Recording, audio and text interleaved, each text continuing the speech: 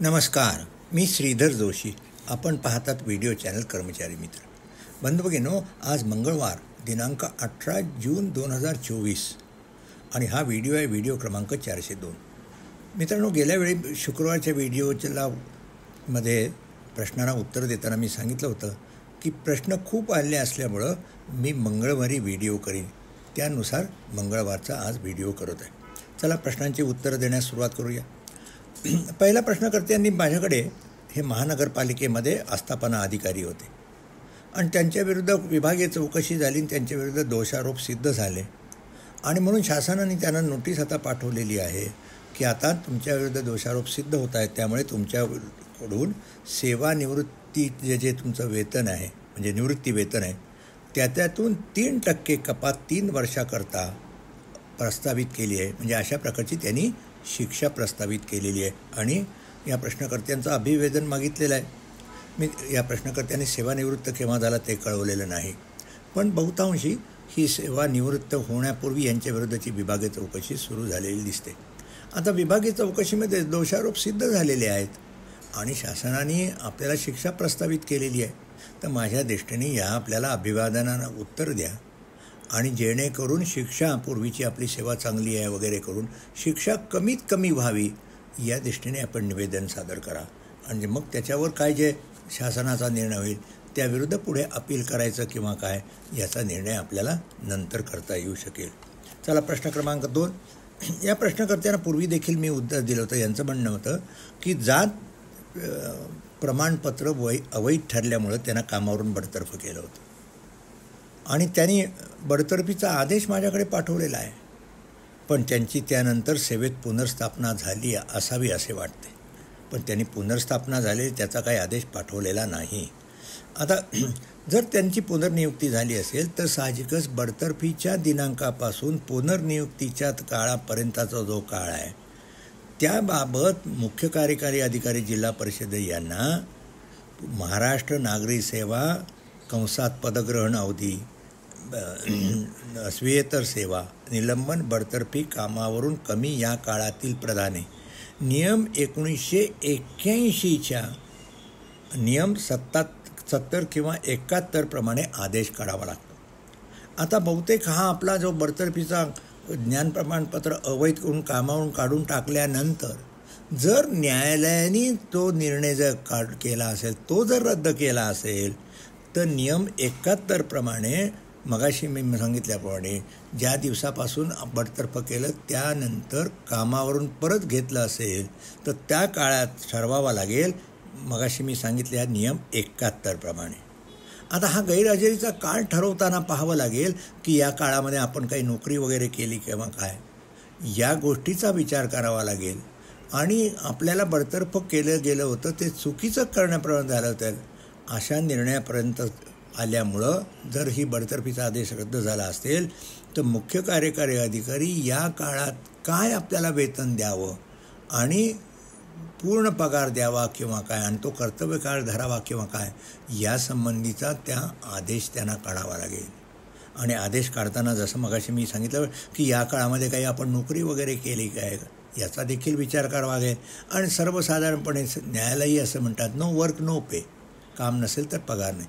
पण आपल्याला काढून टाकलं हे चुकीचं असल्यामुळं आपल्याला या काळातलं काही ना काहीतरी वेतन द्यावं, या संदर्भातला काय द्यावं यासंबंधीचा आदेश CEO काढतील आणि मग तो CEOनी जर आदेश काढलेला आपल्याला मान्य नसेल तर मात्र आपल्याला विभागीय आयुक्तांकडे अपील करावं लागेल किंवा न्यायालयात आपल्याला जावं लागेल. तर आता 70-71 नियम कुठे मिळतील आपल्याला पाहायला पाहिजे. तर मी कर्मचारी मित्र या व्हिडिओ चॅनलवर व्हिडिओ 53 बरोबर एक विभागीय चौकशी नियम पुस्तिका, सर्व पुस्तिका त्याच्यावर अपलोड केलेली आहे आणि त्या पुस्तिकेच्या शेवटी परिशिष्टामध्ये हे जे मी सांगितलं महाराष्ट्र नागरी सेवा कंसात पदग्रहण अवधी स्वीयेतर सेवा वगैरे नियम 1981चा नियम 70-71चे उतारा दिलेला आहे. तर आपण नियम 70 आणि 71 पहा म्हणजे आपल्या प्रश्नाचं उत्तर आपल्यालाच देखील मिळेल. पुढचा प्रश्नाकडे या प्रश्नकर्ता विचारता शासकीय कर्मचारी त्यांच्या मागण्यासाठी उपोषणास बसू शकतो काय? शासकीय कर्मचाऱ्यावर काही वर्तणूक नियम असतात आता वर्तणूक नियमाकडे आपल्याला शासनाने देखील आपली जी काही गाऱ्हाण असतील त्याची सोडवणूक करण्याकरता निरनिराळ्या प्रकारचे यंत्रणा निर्माण केले. आपल्याला लोकायुक्तांकडे आपल्याला जावं लागतं, जाता येतं, आपल्याला अपील करता येतात वगैरे काय. आणि शासकीय कर्मचाऱ्यांनी नियम 6 असं स्पष्ट म्हटलं आहे, त्यांनी कुठं संप वगैरे काही करू नये आणि यामुळे किंवा संपाला प्रोत्साहन देऊ नये. आता आपण उपोषणाला बसताच एक प्रकारचा हा संपच आहे, त्यामुळे आपण उपोषणाची परवानगी न घेता जर उपोषणाला बसलास तर ती गैरवर्तणूकही ठरू शकेल. चला पुढच्या प्रश्न करूया. प्रश्न क्रमांक 4. या प्रश्नकर्त्याने पूर्वी देखील एक मला विचारला होता. भरती प्रक्रियेसंबंधात यांच्याकडे 8 कर्मचाऱ्यांची चौकशी करण्यात आली आणि या संदर्भात मी व्हिडिओ 396 जे उत्तर दिलं ते देखील या प्रश्नकर्त्यांनी पाहावं. पण त्यांच्या प्रश्नाच्या बाबतीत मी आपण म्हणेन की त्यांनी मला पुन्हा एकदा नेमका नियम 7.4चा उतारा पाठवला आहे. हा नियम 7.4 काय आहे? हा मॅन्युअलमधला उतार आहे, विभागीय चौकशी नियम पुस्तिकेमधला उतारा आहे. हा महाराष्ट्र नागरी सेवा शिस्त व अपील नियम 1979चा उतारा नाही. विभागीय चौकशी नियम पुस्तिका कशासाठी असते? ती मार्गदर्शक म्हणून असते. त्यातला प्रत्येक वाक्य बंधनकारक नसतं, पण नियम जे असतात ते राज्यघटनेच्या कलम 309 पर्यंत केले असतात. अर्थात 7.4 ज्या मार्गदर्शक सूचना दिलेल्या आहेत त्याचा अवलंब केलाच पाहिजे. आता त्यामुळे आपण म्हणता की 8 कर्मचाऱ्यांपैकी 5 कर्मचारींच्या विरुद्ध दोषारोप सिद्ध झालेले नाहीत. आता दोषारोप सिद्ध झालेले नाहीत म्हणून 7.4 नमूद केल्याप्रमाणे या कर्मचाऱ्यांच्या बाबतीमध्ये नियुक्ती अधिकाऱ्यांना आदेश काढावा लागेल. काय आदेश काढावा लागेल? की त्यांच्याविरुद्ध विभागीय चौकशी सुरू केली होती, त्यांच्याविरुद्ध दोषारोप लावलेले होते, त्या दोषारोपांची स्वतंत्रपणे चौकशी अधिकारी यांनी चौकशी केली आणि ते दोषारोप काही सिद्ध झालेले नाहीत आणि मग त्या चौकशी अहवालही त्यांना पाठवलेला आहे आणि त्याच्यावर त्यांचं काही निवेदन आलं असेल ते नमूद करा. आणि चौकशी अधिकाऱ्यांनी जो निष्कर्ष काढला आहे की दोषारोप सिद्ध होत नाहीत, या निष्कर्षाशी नियुक्ती अधिकारी सहमत असल्यामुळे त्या 5 कर्मचाऱ्यांच्या विरुद्धची विभागीय चौकशी संपुष्टात येते. म्हणजे दोषारोप सिद्ध झालेले नाहीत, त्यामुळे त्यांच्याविरुद्धची विभागीय संपुष्टात येते असा सविस्तर आदेश काढावा लागेल. आता जे 3 कर्मचारी जे दोषी आहेत त्यांच्याविरुद्ध त्यांनी केलेल्या गुन्ह्याची गांभीर्य किती म्हणजे ग्रॅव्हिटी किती आहे हे लक्षात घ्यावं लागेल. त्यासंबंधी तुम्ही त्यांचा चौकशी अहवाल त्यांना दिलेला असेल तर चौकशी अहवालावर त्यांचं जे काय निवेदन झालं असेल हे लक्षात घेऊन नियुक्ती अधिकाऱ्यांना निर्णय करावा लागेल की यांना किरकोळ शिक्षा द्यायची का जबर शिक्षा द्यायची असेल. आता आपण जर शिस्तभंग आपण जे म्हणता त्याप्रमाणे शिस्तभंग विषयक अधिकाऱ्यांनी जर ही कारवाई सुरू केली असेल आणि आपण शिस्तभंग विषयक अधिकारी यांच्या कार्यालयात काम करत असाल आणि आपण नियुक्ती अधिकाऱ्यांच्या कार्यालयात काम करत नसाल आणि या प्रकरणात जर आपल्याला जबर शिक्षा द्यायची असेल तर आपल्याला जबर शिक्षा देण्याचे अधिकार नाहीत आणि ते जबर शिक्षा देण्याकरता आपल्याला प्रकरण नियुक्ती अधिकाऱ्यांकडे पाठवावं लागेल. आपण नियुक्ती अधिकाऱ्यांच्या कार्यालयातच काम करत असाल आणि तिथे जर नियुक्ती अधिकाऱ्यांना मग किरकोळ किंवा जबर शिक्षा द्यायची असेल तर त्यासंबंधी त्यांना शिक्षेचा सविस्तर आदेश काढावा लागेल. आता किरकोळ शिक्षेच्या आपल्याला माहिती आहे की शिक्षा कुठली देता येतात ते महाराष्ट्र नागरी सेवा शिस्त व अपील नियम 1979च्या नियम 5 नमूद केलेला आहे. आता हे जे नियम जे आहेत ते नियम मी नियम व्हिडिओ क्रमांक 47 आणि 49 या व्हिडिओसोबत हे जे नियम आहेत ते नियम देखील मी गुगल ड्राईव्हवर त्याची लिंक अपलोड केलेली आहे आणि ती लिंक त्या व्हिडिओ क्रमांक 47 आणि 49च्या व्हिडिओच्या डिस्क्रिप्शन बॉक्समध्ये दिलेली आहे. ते आपण नियम पहा आणि नियम 5 ज्याप्रमाणे म्हटलेलं आहे त्यातली कुठली शिक्षा द्यायची हे नियुक्ती अधिकाऱ्याने ठरवावं लागेल आणि तसा शिक्षेचा आदेश काढावा लागेल. आता किरकोळ शिक्षा द्यायची असेल ते नियम 10 जे केलेलं आहे कारण इथे आपण जबर शिक्षेची कार्यपद्धतीप्रमाणे चौकशी केलेली आहे. आता चौकशी करायची असेल तर नियम 10 जसं नमूद केलं ती किरकोळ शिक्षेचा आदेश काढावा लागेल किंवा जबर शिक्षेचा जर द्यायची असेल तर जबर शिक्षेचा नियम 8 म्हटल्याप्रमाणे 8 चौकशी केली आणि 9 आपण चौकशी अहवाल दिला त्याप्रमाणे त्यांना कुठली जबर शिक्षा द्यायची याचा आदेश काढावा लागेल. तेव्हा मी माझा व्हिडिओ क्रमांक 396 पण पहा आणि आता मी जे विवेचन केलं त्याप्रमाणे नेमक्या आपल्या प्रश्नाचं सविस्तर उत्तर आपल्याला मिळालं असेल अशी अपेक्षा आहे. चला पुढच्या प्रश्नावर करूया. हे या प्रश्नकर्त्यांनी विचारलं होतं, हे सार्वजनिक विभागात कक्षसेवक म्हणून काम, म्हणजे जे आपण म्हणतो वॉर्ड बॉय म्हणून काम करतो आहे, आणि मग ते सरळ प्रवेशाने कार्यालयाची परवानगी घेऊन वर्ग 3मध्ये त्यांची नियुक्ती झालेली आहे. आता यांचं म्हणणं आहे वर्ग 3मध्ये आता नियुक्ती झालेली आहे तर पूर्वीची सेवा नियमित धरली जाईल का? आपण सर्व कार्यालयाच्या मार्फत अर्ज केलेला दिसतो आहे, त्यांची परवानगी घेऊन घेतलेला आहे, त्यामुळे पूर्वीची सेवा निश्चितच धरली जाईल. आणि मग त्याच्यासाठी आपला जो नवीन जे तुम्ही आपण क्लार्क म्हणून झाला तिथे तुम्हाला जो पगार करायचा त्याची वेतन निश्चिती शासनाने 23/3/1994च्या शासन निर्णयामध्ये कशी करावी याचा आदेश दिला आहे. जो हा 23/3/94चा जो आदेश शासनाने काढून दिलेला आहे वित्त विभागाने, तो गुगल ड्राईव्हवर अपलोड करून त्याची लिंक या व्हिडिओसोबत दिली आहे.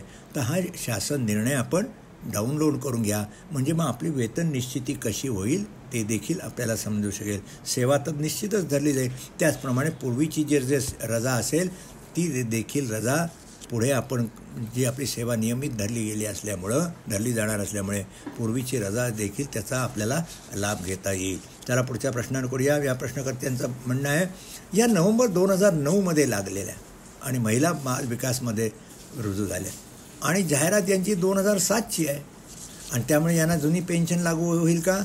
जुनी पेन्शन योजना लागू होणार नाही. 1/11/2005 नंतर जे शासकीय सेवेत येतात त्यांना नवीनच पेन्शन योजना लागू असे. नवीन पेन्शन योजना म्हणजे काय? आपल्याला आपल्या पगारातून कॉन्ट्रिब्युशन घेतलं जातं आणि तेवढंच कॉन्ट्रिब्युशन शासन देतं, आणि ती जी रक्कम असते ती एका फंडात ठेवली जाते, नॅशनल पेन्शन स्कीम फंडामध्ये ठेवली जाते.